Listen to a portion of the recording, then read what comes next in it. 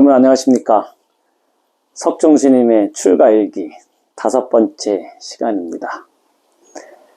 여러분 혹시 우리 종단에서 출가를 가장 많이 한 시기, 그 연도는 언제라고 생각하시는지요? 제가 알기로는 1994년도, 5년도가 제일 많았고, 그 다음이 1998년도에 출가자가 제일 많았다고 합니다. 그때는 한 해에 1년에 출가자가 500명 이상이 넘을 정도로 많은 사람이 출가를 했다고 합니다. 그러면 무슨 이유 때문에 그 당시에 그렇게 폭발적으로 출가자가 많았을까요?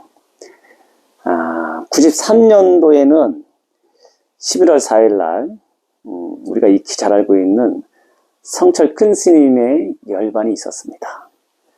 그 이유 때문에 그 이듬해에는 출가자가 아주 폭발적으로 늘어났다고 합니다.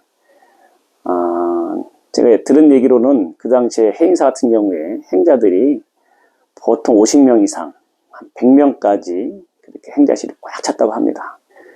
행자실이 너무 비좁아서 잠도 칼잠을 자고 어떻게든지 그 행자들 너무 많기 때문에 그 행자실에서 사는 것이 너무 힘들었다고 얘기하는 스님들이 제가 주위에 많이 봤습니다. 그만큼 성철 스님의 그 열반은 아주 당시에 큰 사회적 영향을 끼쳤다고 할 수 있겠습니다. 제가 아는 스님도 성철 스님의 그 열반 소식을 듣고 초등학교 5학년이었는데 본인도 성철 스님처럼 도인이 되고자 해서 학교에서 끝나고 집을 간 것이 아니고 바로 가막을 메고 해인사로 출가했다고 하는 그런 스님도 있습니다. 그만큼 성철 스님의 그 열반은 많은 사람들에게 영향을 끼쳤다고 할 수 있겠습니다.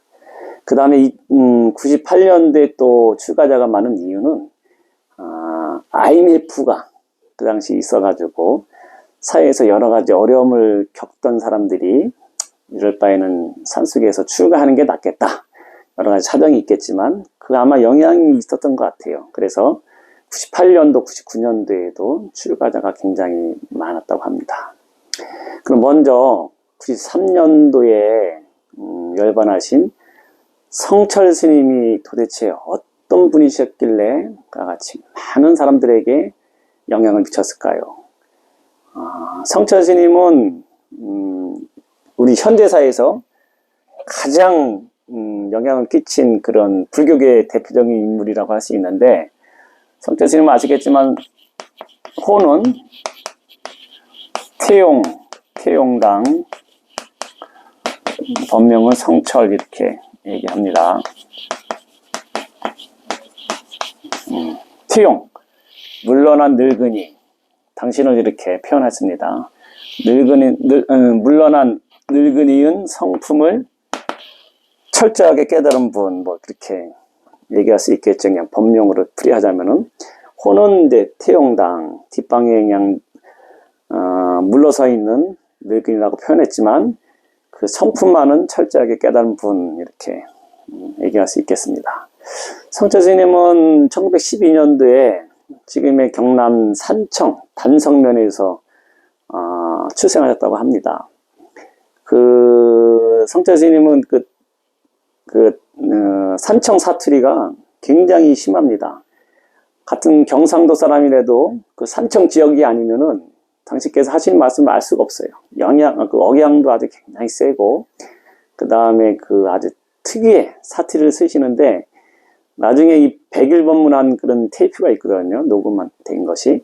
지금 우리가 들어도 무슨 말씀 하시는지 전혀 알아들을 수 없을 정도로 이 산청에 아주 태어나서 거기서 있다가 이제 출가하신 분인데, 성철 스님께서는 성철 스님 하면 우리들이 특징 지을 수 있는 것이 한 5-6가지가 됩니다. 특히 성철 스님 하면 제일 먼저 떠오르는 것이 봉암사 결사를 갖다가 얘기 안 할 수 없어요. 1947년도에 봉암사에서 결사를 이룹니다. 주로 한 20명 정도의 그 스님들이 모여가지고 부처님 법대로 살자고 하는 그런 취지 아래 철저하게 부처님 가르침에 의해서 율장에 근거해서 살자고 모인 것이 봉암사 결사라고 할 수 있겠습니다. 봉암사 결사야말로 조계종의 정신적인 근간을 이루는 가장 중요한 결사로 이렇게 얘기할 수 있겠습니다. 그럼 왜 스님께서는 그와 같이 부처님 법대로 살자고 하면서 봉암사 결사를 이끌었겠습니까? 그 이유는 1947년이라고 하면은 우리가 일제에서 해방된 이후에 바로 직후의 그런 시기라고 할 수 있겠습니다. 우리는 일제에서 해방은 됐지만 해방된 이후에 불교 외색 불교 청산이 안 됐어요.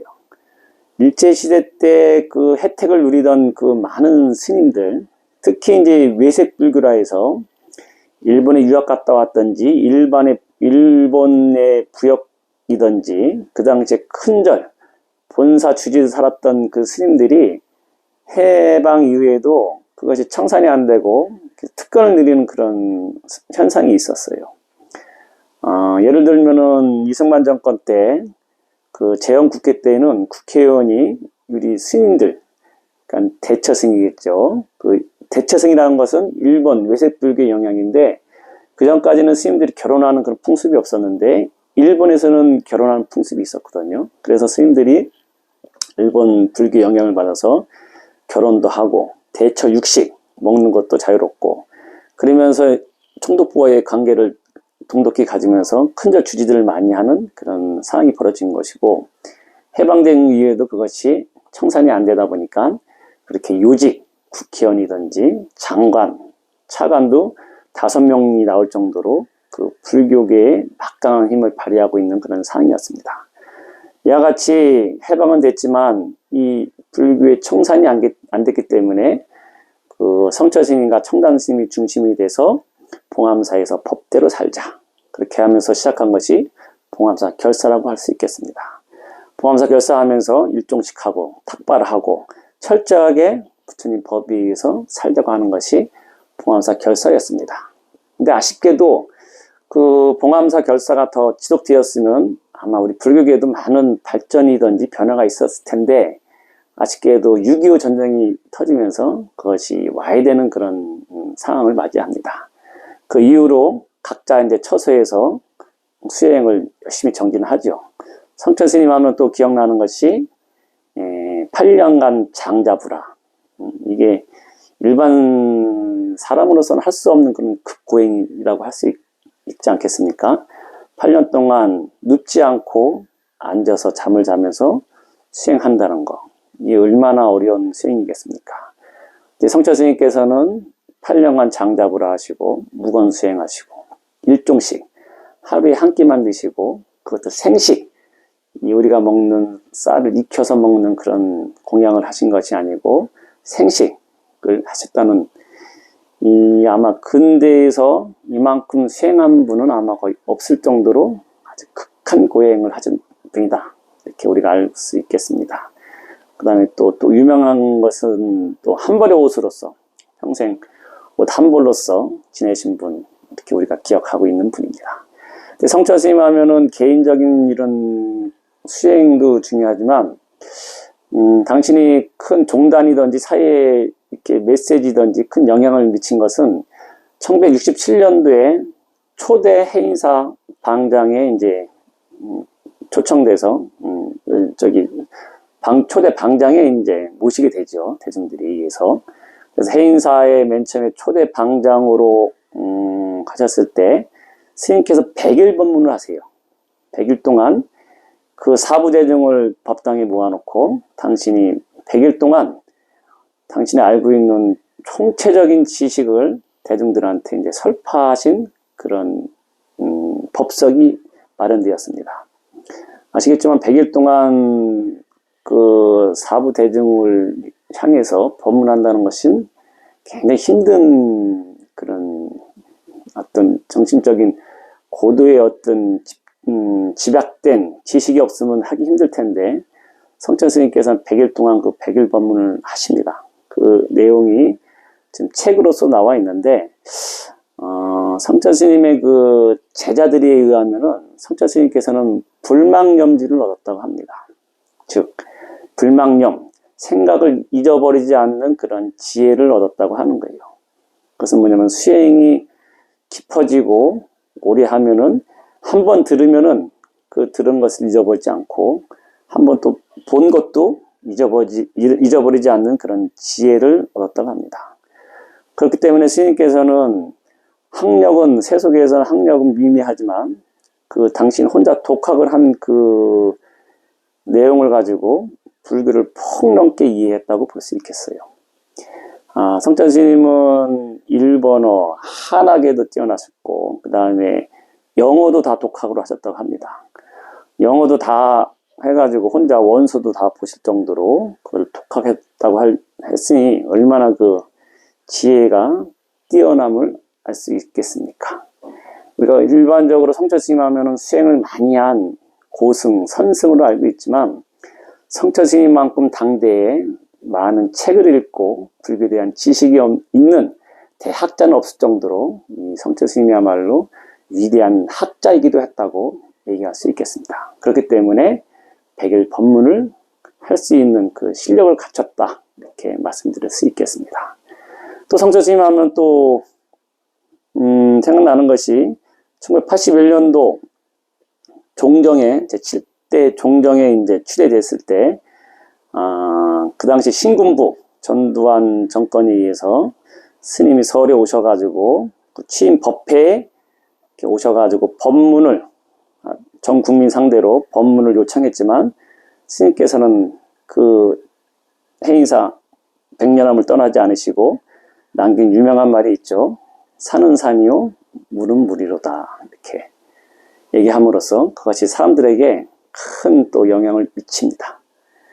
그 무슨 뜻인지 사람마다 다 각자 해석이 있겠지만 이것은 원래 이제 우리 조사 어록에 나오는 말씀인데 스님께서는 해인사를 떠나지 아니하고 그 당시에 절대 권력자인 그 군부 정권에 의해서 군부 정권을 향해서 산은 산이요 물은 물이다고 이렇게 말씀하심으로써 정말 살아있는 정신적 지도자의 어떤 그런 지위에 올라가게 되는 그런 계기가 또 되기도 합니다. 또 성천 스님 하면은 1981년도부터 해서 당신께서 선문정로란 책으로 나중에 나오는데 그 돈점 논쟁을 이제 하십니다. 뭐냐면은 그 전까지 우리나라는 보조 진을 스님의 점수 사상이 좀 주를 이뤘고 그렇기 때문에 우리 강원이라 해서 스님들이 교육받는 그 기간에서도 그 2학년 과정이 되면은 사집과정이라 해서 전료라고 하는 그런 과목을 배우거든요. 그건 뭐냐면은 법집, 별행록, 사기, 별기를 갖다가 이제 이렇게 줄임말인데 그 내용은 주로 그 도노 점수에 대한 그런 내용을 주로 하는 것인데 성천 스님께서는 그 보조 진을 스님께서 말씀하신 도노 점수 사상이 옳지 않다. 도노 돈수 사상을 이것이 이 수행의 측면에 있어서 도노 돈수 사상이 옳다 해가지고 당신께서 선문정로란 책을 통해서 그것에 아주 조목조목 이제 거기에 대한 반박을 하는 그런 내용을 쓰십니다. 근데 이게 돈점 논쟁이라 해서 조선 말기에 백파 긍성 스님, 추사 김정희하고의 어떤 그 선문 논쟁이 있던 이후에 한 200년 만에 처음으로 또 아주 이 깨달음의 문제에 대해서 성천 스님께서 당신이 수행한 것, 그 다음에 조사 어록을 통해서 알고 있는 내용을 통해서 기존에 있던 그런 사상을 갖다가 정면으로 반박하는 거예요. 근데 지금은 지나서 그때 당시에 그 사상이 얼마나 치열했는지 우리들이 상상이 안 될 텐데, 이 사상 논쟁이 어마어마하게 아주 서로 첨예하게 그때 논쟁이 벌어졌습니다. 성천 스님하고 송광사 쪽에 있는 법정 스님을 중심으로 해가지고 이 사상적인 논쟁을 벌이게 됩니다. 법정 스님하고 성천 스님하고는 평상시엔 아주 가까운 그렇게 선후배 관계였지만 그 사상적인 논쟁에 있어서는 서로의 자기의 그 의지를 꺾지 않을 정도로 날카롭게 비판했는데 특히 이제 그 송광사 쪽에서 박성배 교수라고 지금 미국 주립대 아마 지금 정년하신 것 같은데 박성배 교수라는 분이 이제 송광사 쪽의 대표자로서 성철 스님하고 아주 그 논쟁을 아주 격하게 벌입니다. 근데 재미난 것은 박성배 교수라는 분은 원래는 성철 스님 밑에서 출가했던 사람이에요. 근데 나중에 성철 스님한테 아주 그 깨달음의 문제에 대해서 아주 집요하게 물으면서 그것이 당신의 또 가지고 있는 견지를 굽히지 않으면서 끝까지 이렇게 대립하는 그런 모습도 보였는데, 이 사상 대립이라는 것이 큰 발전을 이루는 계기는 됐어요. 그래서 성철 스님 같은 경우에는 당신은 돈수가 옳기 때문에 2학년 과정에서 배우고 있는 전료, 그 보조 스님의 도노 점수 사상을 근거를 뒷받침하는 그 전료라는 과목을 빼고 거기다 도노 입도 요문, 도노 돈수 사상을 얘기한 도노 입도 요문이라는 그런 책을 과목으로 정해서 해인사에서는 특별히 그걸 가르쳤어요. 굉장히 성격도 강하시고 고집이 세신 분이에요. 그렇기 때문에 더 그냥 그 당시 표현을 쓰자면은 법당 앞에 있는 저 독나무, 독초를 갖다 베어라. 도노 점수를 주장하는 저 무리들을 베어라 할 정도로 성철 스님께서는 아주 그 도노 돈수에 대해서 아주 그냥 강한 당신이 가지고 있는 깨달음의 내용을 설파하셨던 그런 예전에 그 돈점 논쟁이 있었습니다. 이것이 이제 혹시 기억나는 분이 있을지 모르지만 이게 사상적으로 굉장히 중요한 그런 논쟁이었다는 거 제가 잠시 또 말씀드렸습니다. 하여튼 성철 스님 하면 이와 같이 수행적인 측면, 학문적인 측면에서 당대 최고의 그런 스님이었는데, 우리 스님들 사이에서는 성철 스님이 누구나 다 존경하고 아는 분이었지만 세속 사람들은 잘 몰랐어요. 근데 성철 스님이 어떻게 사람들한테 이제 알려지냐면은 돌아가신 다음에, 열반하신 다음에 성철 스님의 그 생애, 그 다음에 깨달은 내용, 특히 이제 나중에 돌아가신 다음에 다비식 했을 때 사리가 막 100몇 개가 나오고 하는 과정을 9시 뉴스 틀면은 전 국민 앞에 생방송으로 나왔어요. 이게 얼마나 큰 영향을 미쳤냐면은 성철 스님이 돌아가신 다음에 원래는 5일장, 그전에는 보통 큰 스님도 돌아가시면 5일장을 해야 되는데 전국에서 수많은 사람들이 너무 많이 와가지고 7일장으로 바뀝니다. 그러면서 해인사 그 가야산이 전 국민들이, 그 불자들이 와가지고 온 산을 진짜 인산이네, 반은 산이고 반은 사람으로 꽉 찰 정도로 어마어마하게 많은 사람들이 옵니다. 저도 그 당시에 가봤는데 돌아가신 다음에 다비식을 해야 되는데 사람들이 얼마나 많이 왔으면 그 일대 고속도로는 다 밀리고 그 밑에 마을 야로라고 하는 그 마을이 있는데 야로에서 해인사까지 그 산길로 한 7km, 8km 정도 될 겁니다. 그 거리를 산길을 사람들이 꽉 메워가지고 차가 도저히 못 올라가는 그런 상황이 될 정도로 많이 왔어요. 심지어는 그 당시에 장관들도 많이 오고 그 다음에 국회의원들도 다 왔거든요. 당연하겠죠. 그만한 사람들이 많은 모이는 곳인데 정치인들이 안 오겠습니까? 근데 그 사람들이 그 당시에 그 높은 지위에 있는 사람들도 길이 막혀가지고 차로 못 올라갔어요. 경찰들이 아무리 통제해도 안 되니까. 그래서 그분들이 11월 달 이제 한참 추울 때 아니겠습니까? 그때 추울 때인데 오토바이, 경찰 사이카 있지 않습니까? 경찰 오토바이를 타고서 그 행사가 가지고 행사에 참여했던 그런 기억이 생생합니다. 그만큼 성철 스님의 그 열반은 당시에 어마어마하게 큰 뉴스였어요. 거의 한 달 동안 뉴스만 틀었다 하면은 성철 스님과 관련된 뉴스가 제일 톱으로 나왔어요. 그리고 그 당시에 1993년도 그 해에 한 해의 10대 뉴스에 성철 스님 열반이 들어갈 정도로 전 국민한테 아주 큰 그 이슈를 일으킨 것이고, 그렇기 때문에 그 이후에 그 영향으로 해가지고 막 사람들이 젊은 사람들이 출가하는 그런 영향을 미쳤고, 또 그 당시에 불자들이 한 200만 명이 늘었다고 하는 통계도 있습니다. 왜 그렇게 됐냐면은 우리 종단이 조계종단이 성철 스님이 열반하기 전까지 93년도 그 전까지는 굉장히 혼란스러운 과정이었어요.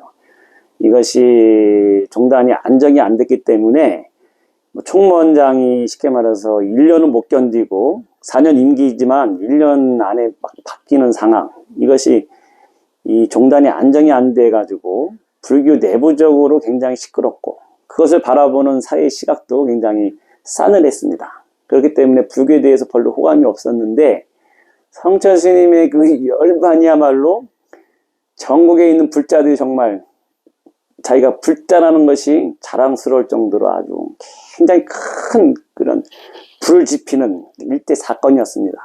그래서 스님이 그 열반하시고 제가 처음에 갔고 두 번째도 또 사리 친경법회 갔었는데 돌아가신 다음에 근 2달인가 있다가도 갔는데 그때도 그 산이 가야산 가는 길이 전국에서 온 그 버스, 관광버스로 막혀가지고 올라가는 데만 한 2시간 정도 걸릴 정도로 하여튼 이 불교 우리 이 근대 현대에 있어서 가장 큰 사건이다 저는 이렇게 생각하는데 그만큼 큰 영향력을 미친 분이 성철 스님이다 이렇게 말씀드릴 수 있겠습니다. 그렇게 성철 스님에 의해 가지고 큰 영향을 미쳤는데 성철 스님이 좀 이 돌아가시면서 그 열반송을 남겼는데 웃긴 거는 스님께서 열반송 가지고 그 이교도인들 입장에서는 아마 성철 스님이 굉장히 좀 어떻게 보면 얄미웠을 것 같아요.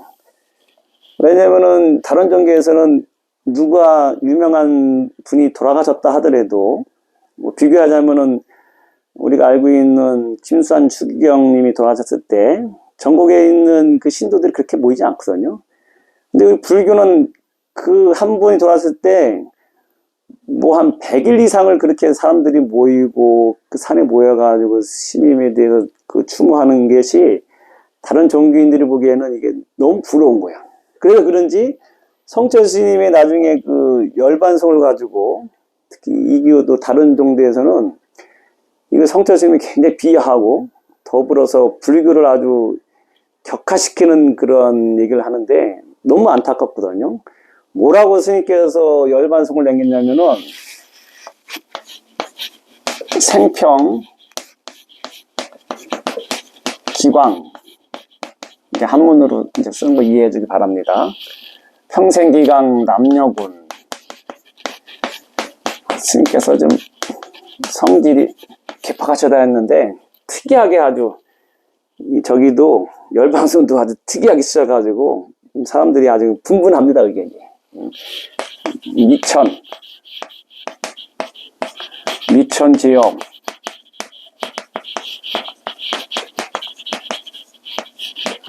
과수미라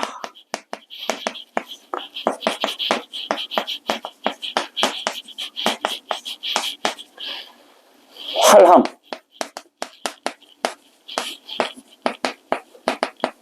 아비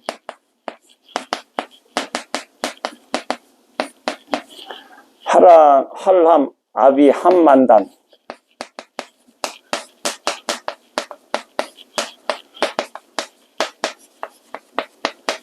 일륜통 개벽산입니다. 일륜 참 좋은 개성인데 이거를 오해해가지고 사람들이 성철 스님께서 참여하고 지옥에 떨어졌다고 할 정도로 이거를 오해하는 개성입니다. 산자 이렇게 쓰겠습니다. 한번 볼까요? 성철 스님께서 돌아가시 전에 개성을 열반송을 남기셨는데 이렇게 쓴 거예요. 생평기광 남녀군. 생평이라는 것은 거꾸로 평생, 우리가 평생 뭐뭐하다 할 때 생평, 평생 동안 남녀의 무리들을 속이고 번거롭게 미치게 했구나. 성철 스님 한번 뵌다고 하면은 일반 사람들 절대 못 봅니다. 3000배 해야지만 이제 스님을 뵐 수 있다 해가지고 웬만한 정치인들은 왔다가 그냥 가는 사람도 부지기수였고, 일반 사람들도 성전 스님 되려면은 3,000배. 이게 뭐 비유적인지 모르지만, 평생 동안 남녀의 무리들을 기롭고 속이고 기롭게 했구나. 그렇기 때문에 미천 제엽 과수미라. 미천이라는 것은 어디 미치다 그런 거거든요. 하늘에 미칠 정도의 그 제엽이 수미, 산을 지나쳤다. 과는 지나치다. 수미라는 것은 수미산을 얘기하거든요. 불교에서는 가장 높은 산, 가장 상상의 높은 산을 수미산이라고 하는데, 이렇게 평생 동안 남녀의 무리들을 갖다가 내그렇게 했으니 그 하늘에 미치는 죄업이 수미산을 지나는구나. 당신이 이렇게 죄업이 많다고 글로서는 그렇게 보이는 것 같은데 전혀 불교적인 용어를 모르는 사람들이 해석하는 방법입니다. 좀 나가봅시다. 그렇기 때문에 활, 함, 아비, 함만다이다. 활, 죽어서 그런 것이 아니고 활, 살아서 아비라는 것은 우리 불교적으로 아비지옥 아니에요. 살아서 아비지옥에 함, 빠지다, 함정에 빠지다 할 때 함이거든요. 살아서 아비지옥에 빠지니 그 한이 만 가지나 되는구나. 여기까지 하면은 성철 스님이 남녀를 갖다 속이고 지업이 수미산을 지나치고 그렇기 때문에 살아서 아비지옥에 빠지는 그러한 과보를 받았다고 그 한이 만단이나 되는구나 이렇게 해석하는데, 이 사람들은 이 불교적인 용어의 그 쓰임도 모르고 그 다음 맨 마지막에 있는 이 글자 갖다 해석을 안 하기 때문에 이 사람들이 오해하는 거예요. 일륜토홍 개벽산이랑 하나의 둥근 해가 붉은 빛을 토해내면서 푸른 산에 걸려있도다. 응? 성철 스님이 어떻게 아비지옥에가 떨어졌는데 이렇게 그 하나의 큰 태양이 푸른 산에 걸쳐 있을 수가 있겠습니까? 이건 뭐냐면은 불교를 이걸 가지고 이제 성철 스님이 봐라. 성철 스님이 살아있을 때 그 아무리 큰 스님이었지만 이렇게 수많은 죄를 지었기 때문에 나중에는 아비지옥에 떨어졌다. 그러면서 그 사람들이 성철 스님도 지옥에 떨어졌다고 그렇게 얘기해요. 이게 진짜입니다. 이게 뭐 지금 기사에 보면요. 지금도 인터넷 찾아보면 이것이 뭐 그 사람들 진짜 이게처럼 불교 봐라. 불교 믿어가지고 평생 아무리 수행을 해도 이렇게 떨어지지 않았냐 해가지고 불교를 아주 왜곡시키고 성철 스님도 지옥에 갔다 이렇게 얘기합니다. 참 가슴 아픈 얘기인데 이것도 불교에서는 또 이런 거는 참 말이 같지가 않으니까 상대는 안 하는데, 이거를 열반송을 통해서 이 사람들이 알아야 되는데 이 끝구절도 이해 못하고 요거만 가지고 얘기하는 거예요. 다시 한번 봅시다. 평생 동안 남녀의 무리들을 속이면서 살았기 때문에 하늘에 미치는 지업이 수미산을 지나갔다. 살아서 그렇기 때문에 아비지옥에 빠져서 그 한이 만 가지나 되니 일륜토홍 개벽산이다. 하나의 둥근 해가 그 붉은 기운을 토하면서 푸른 산에 걸쳐 있도다. 불교는요, 우리 얘기하지 않습니까? 부처를 만나면 부처를 죽이고 조사를 만나면 조사를 죽이라고 해요. 응? 얼마나 무서운 말입니까? 부처님이 무엇입니까? 말은 똥막대기나 똥막대기 옛날에 밑 닦고 하던 그거 같이 부처가 위대한 그다음 존귀한 존재인지 아는데 어떤 조사 스님들은 이것이 똥막대기라고 표현하기도 하고, 더 심한 표현에는 부처를 때려 죽여서 개에게 던져준다는 말도 합니다. 이 조사 스님들이 과격한 말인데 그 부처의 상에 섞지 말라는 거예요. 우리 금강경에 보면은 아상, 인상, 중생, 수자상 늘며시 얘기하잖아요. 그게 뭐예요? 잘못된 집착 상에 빠지는 것을 경계하는 것이거든요. 금강경에 보면 30 이상 80종으로서 우리가 부처님 허락한 상호인 30 이상으로서 부처를 볼 수 있느냐? 아닙니다. 세존이시오. 하지 않습니까? 뭐냐면은 어떤 사람이 내가 깨달은 부처라고 하면은 그건 부처가 아닌 것이에요. 깨달은 사람은 자기 입으로 부처라고 절대 얘기 안 합니다. 부처의 행을 하기 때문에 나중에 그것이 부처라고 얘기하는 것이지, 지금도 많은 혹세미미하는 그런 사람들, 불교를 포함해서 다른 종교에서도 자기가 부처니 하느님이니 하는 사람들 100% 이것은 사입이라고 볼 수 있어요. 절대 깨달은 사람이 자기 입으로 내가 부처라고 얘기 안 합니다. 부처님께서는 80평생 법문했지만 한마디도 설하지 않았다고 했어요. 성철 스님께서 3000배를 사람들한테 시켰지만 스님이 부처기 때문에 하라는 게 아니에요.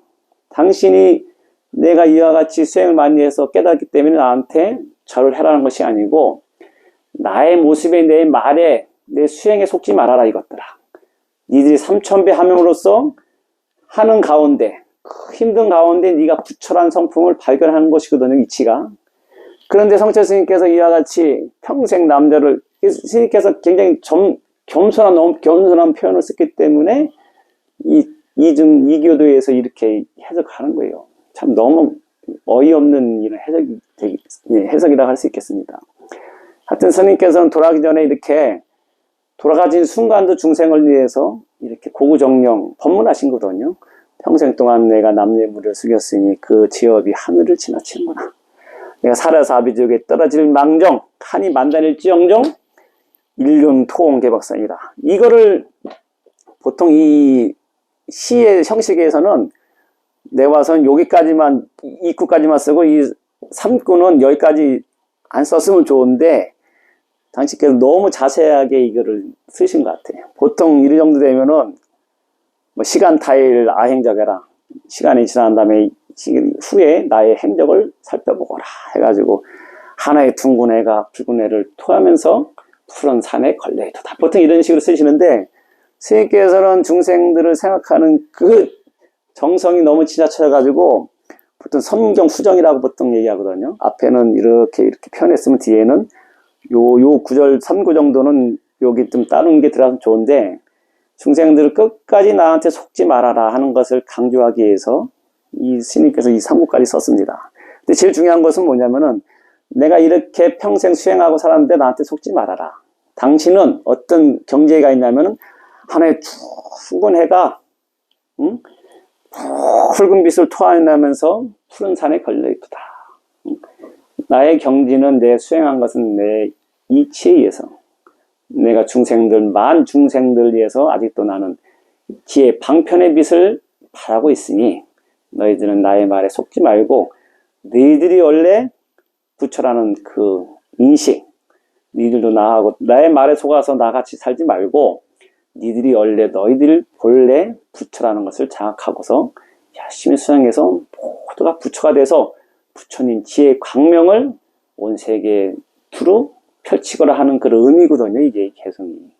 근데 스님께서 그냥 이 열반을 하시면서도 좀 성격이 독특하신 분이야. 이거 봐서는 이렇게 아주 고고정령했는데 사람들이 이것을 오해한다는 것 좀 너무 아쉬운데 이번 기회에 성철 스님 열반성을 같이 살펴보면서 절대 성철 스님이 내가 지옥 많이 져서 지옥 간다고 당신이 이렇게 실토하고 가는데 이게 말이 되겠습니까? 근데 이 사람들은 이거를 오해하는 사람들이 이렇게 자기들 나름대로 알고 있는 지식 가지고 자기네들 알고 있는 그 지혜 가지고 이해하는 거예요. 어떻게 하겠어요? 중생의 측면에서 이해하는 건데. 그러니까 우리 불자들은 이와 같은 내용을 좀 알았으면 좋겠다는 의미로 해서 이렇게 성철 스님의 열반성을 같이 살펴봤습니다. 어쨌거나 성철 스님의 그 열반은 어마어마한 영향을 끼쳤어요. 그래서 우리 종단에도 출가자가 진짜 너무너무 많이 온 거예요. 저도 그때 나는 그 시기적으로 좀 후에 출가하게 되는데 저는 그때 군대 갔다 와가지고 이 해인사에 갔거든요. 근데 뭐 출가자들이 막 줄 섰습니다. 그만큼 성철 스님의 그 영향은 어마어마했다. 근데 우리 종단이 웃긴 게 이와 같이 그 전까지 불교가 여러 가지 사회에서 존경을 못 받고 불교하면은 뭐 미신이다 뭐 그런 얘기나 하고 너희들이 뭐 큰 스님이 있냐 맨날 싸우기만 하지 않았느냐 그렇게 천대받는 어떤 그런 상이었는데 성철 스님이 나와가지고 일시에 불교 이상이 진짜 어마어마하게 올라갔습니다. 근데 우리 종단이 웃긴 게 돌아가신 다음에 딱 5개월 지난 다음에 1994년도에 종단이 아주 시끄러운 소용돌이에 빠지는 그런 일이 있습니다. 이게 개혁이라고 해서 그 전까지의 이 기존에 있던 그 집단 중심으로 해가지고 총무원장을 두 번 하신 스님이 계셨는데, 세 번 하려고 하는 그 종원 개정을 해요. 사회적으로 보면은 헌법을 고치는 거죠. 근데 거기에 대해서 반대하는 세력, 이게 신진 어떤 그런 개혁 세력들이 거기에 대해서 강한 충동 반대를 합니다. 보통 사회적으로는 87년도 민주화에 의해서 사회적으로는 많이 바뀌었는데, 우리 절집안은 아직도 그게 좀 늦어진 것 같아요. 그래서 옛날에 그 세력을 형성하던 집단에서는 그냥 이렇게 가야지만 종단이 안정적이다 하는 식으로 해서 그 법을 바꿔가면서 삼연임을 하는 그런 것을 강행하고, 소장파 스님들 사이의 어떤 이런 개혁에 동참했던 스님들은 이 불교 집안에도 개혁이 필요하다 해가지고 이것이 강하게 충돌을 일으킵니다. 이게 94년도 종단 개혁이라고 하는데, 생각나신 분, 지금도 뭐 연세 드신 분들은 기억나실 거예요. 지금 30년 전 일인데, 어마어마하게 싸웠습니다, 이게. 그냥 잠깐 싸운 게 아니고, 그 총무원, 지금은 총무원 조계사 뒤에 있는 옛날 구청사라고 해서 옛날 총무원 건물이 있거든요, 5층짜리. 거기서 스님들끼리 그냥 다 아는 스님이에요. 스님들 다 알지만 다 도반이고 같이 공부했던 선후배 관계고 다 그런 관계인데, 스님들끼리 그냥 극렬하게 싸워요. 스님들이 좀 웃긴 게, 혼자 사는 독신의 어떤 그런 기질이 있어서 그런지 자기가 옳다고 생각하면은 이 끝이 없는 거야. 그거만 봐. 그렇기 때문에 서로 부딪혔는데, 이게 일반적으로 부딪히면은 서로 뒤에서는 조율도 하고 화해도 하면서 그 해결책을 모색하는데, 스님들은 그냥 출구 없이 그냥 부딪히기만 했어요. 그래가지고 막 스님들이 그 점거하고 있는 그 총번을 갖다가 다시 탈환하기 위해서 스님들이 사다리 타다가 막 떨어지고, 막 신도들 비명 지르고, 그냥 뉴스에서 9시 뉴스에 또 그냥 틀었다 하면 스님들 싸우는 게 나오는 게 창피해서 못 볼 정도로, 진짜. 그래가지고 막 그 뉴스에서는 하면은 왜 싸우는가 해가지고 권력이든지 그게 돈 때문이다 해가지고 그런 식으로 또 이제 막 보도가 되지. 그래 막 스님들 앞에 가서 싸우지. 그 다음에 어떤 스님은 막 분신한다고 막 시발을 붓고, 그 순간에 또 외신 기자들 와가지고 CNN부터 해가지고 막 그 외국의 기자들이 와가지고 생방송으로 전 세계에 다 그냥 그거를 보여준 거예요. 내가 아는 분도 전화 와가지고 창피해서 못 살겠습니다. 이게 조계종이 아니고 쪼개종이냐고 이렇게 스님들이 싸우냐고. 그래가지고 성천 스님이 다 이뤄놓은 그 많은 포교가 한순간에 그냥 완전히 무너질 정도로 극한 대립이 있었는데, 98년도에 4년 후에 있다가 또 이렇게 상황이 있습니다. 정화이라 해가지고. 이게 참 4년에 한 번씩 올림픽 열리듯이 종단이 시끄러웠는데, 근데 지나고 보면 이때에 이 극렬하게 옳은 길을 가기 위해서 싸웠던 이것이 지금의 종단을 이루는, 종단의 기틀을 마련하는 그런 계기가 된 건 사실이었어요.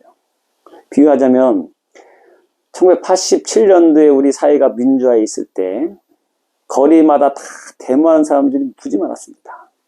그 기존에 있는 부조리에 대한 거기에서 분출로서 전 국민들이 나와가지고 그것을 갖다가 자기가 민주화를 갖다 외친 거예요. 그 당시에 외국 기자들이 보기에는 한국은 데모의 나라, 미래가 없는 나라라고 생각했는데, 어떻습니까? 87년도 이 사회는 민주화에 의해서 지금 우리와 이같이 세계 10대 강국이 되는 기틀을 마련한 거예요. 우리 종단도 그렇게까지 치열하게 안 싸웠으면 더 좋았을 텐데, 치열한 내부의 어떤 갈등이 바깥으로 분출이 되면서 지금 종단이 이와 같이 하나의 이 단단한 기반이 다진 거예요. 다른 종교에서는 할 수 없는 일입니다. 다른 종교에서는 뒤에서 아무리 내부적으로 큰 문제가 있어도 바깥으로 이렇게 안 나오거든요.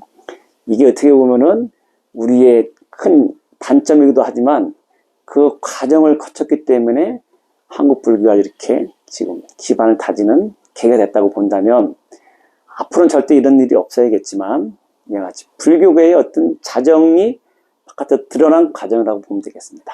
제가 출가 94년도 성천 스님의 그 열반을 통해서 그 당시에 불교적인 분위기도 말씀드렸고, 그 이후에도 뭐 이렇게 전개되는 내용이 굉장히 많은데 오늘 이 시간에 다 말씀드릴 수는 없고, 차후에 하여튼 이 출가라는 제목으로 해서 제가 관련된 여러 가지 알고 있는 내용 더 앞으로 여러분들과 같이 하는 시간을 갖도록 하겠습니다.